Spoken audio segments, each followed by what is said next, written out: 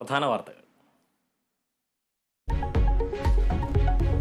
We will weave the tapestry of inclusive growth, all the challenges that are thrown our way. Jai Hind.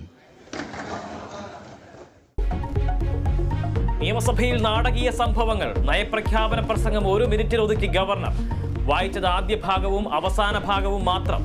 നിയമസഭയോടുള്ള അവഹേളനമെന്ന് പ്രതിപക്ഷം. Governor ചട്ടപ്രകാരമുള്ള നടപടികൾ ചെയ്തുവെന്ന് മുഖ്യമന്ത്രി.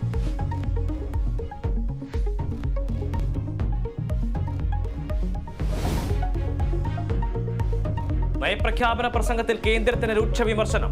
സംസ്ഥാന വിഹിതം തടഞ്ഞ് ഞെരുക്കമുണ്ടാക്കുന്നു. സംസ്ഥാന വികസനത്തിന് കേന്ദ്ര തടസ്സം. സുപ്രീം കോടതിയെ സമീപിക്കാൻ നിർബന്ധിതരാക്കിയെന്നും നയപ്രഖ്യാപന പ്രസംഗത്തിൽ സർക്കാർ.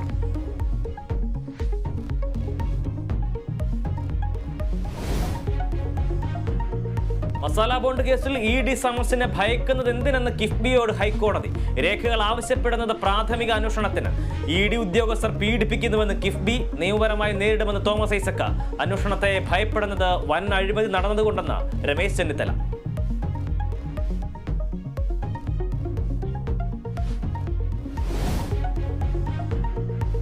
രഞ്ജിത്ത് വധക്കേസിൽ വിധി 30-ന്. മാവേലിക്കര അഡീഷണൽ സെഷൻസ് കോടതി വിധി പറയും.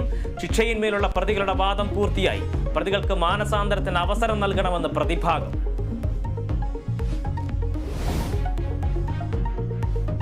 ഹൈറിച്ച് ഓൺലൈൻ തട്ടിപ്പ് പ്രതികളുടെ സ്വത്ത് കണ്ടുകെട്ടി ഇ.ഡി. കണ്ടുകെട്ടിയത് 203 കോടിയുടെ സ്വത്ത്. നടപടി ഇ.ഡിയുടെ റെയ്ഡിന് പിന്നാലെ പ്രതികളായ പ്രതാപനും ശ്രീനയും ഒളിവിൽ. 2020 പാർട്ടി ചെയർമാൻ സാബു എം ജേക്കബിനെതിരെ കേസെടുത്ത് പോലീസ്. നടപടി പി.വി. ശ്രീരഞ്ജനൻ എം.എൽ.എയെ പൊതുവേദിയിൽ അധിക്ഷേപിച്ചെന്ന പരാതിയിൽ. കലാപം ഉണ്ടാക്കാൻ ഉദ്ദേശിച്ചുള്ള പ്രകോപന പ്രസംഗമെന്ന എഫ്ഐആർ.